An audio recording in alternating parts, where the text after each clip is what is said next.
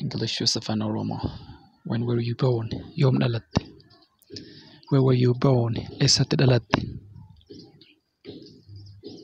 Where were you yesterday? Kaleessa eessa turte?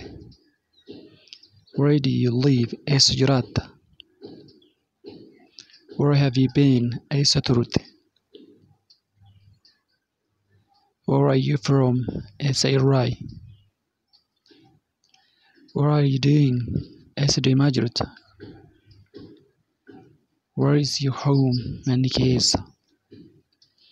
Where about? Naannoo kam?